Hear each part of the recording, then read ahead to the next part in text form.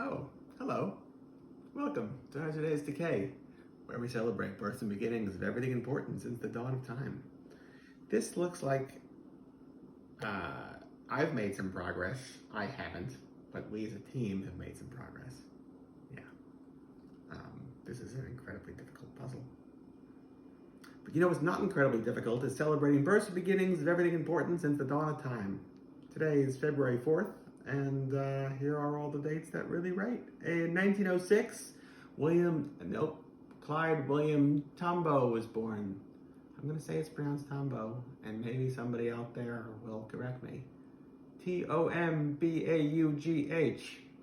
He discovered Pluto from Earth, and before that, I believe, maybe, I don't know what the timeline is exactly, but not only was he a reputable scientist with his eyes on the stars, but things were always looking up for Clyde. He was able to experience a UFO encounter in 1949 in, is it Nevada, New Mexico? Somewhere in the general vicinity of Roswell, where he saw like 6 to 8 UFOs up above his head. And while I don't know that we should be embracing conspiracy theories in the Trump, or I guess post-Trump age, hopefully, I still like alien stuff. And here's a guy who was a reputable man of science who did report experiencing UFOs. So, hey, that's cool. What else? 1929, Paul Burleson was born, one third of the rock and roll trio with Johnny Burnett and Dorsey Burnett being the other two. He was the lead guitar player, and together, the three of them wrote, recorded, and played some really wild rock and roll. 1940, George Romero, born today. I saw a really great, what was it called now? I'm forgetting the name. I didn't think about this ahead of time. But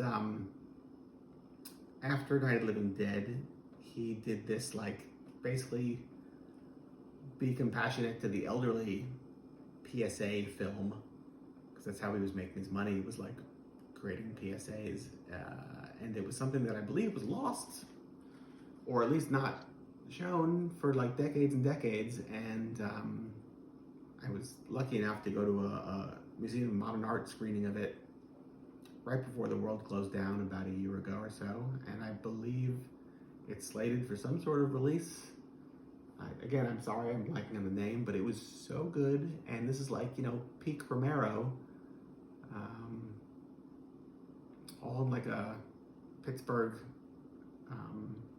amusement park in like 1970s bikers, and it was, yeah, well worth it. So that's exciting, because you figure like you know everything, and then it turns out you don't. I hear you scoffing.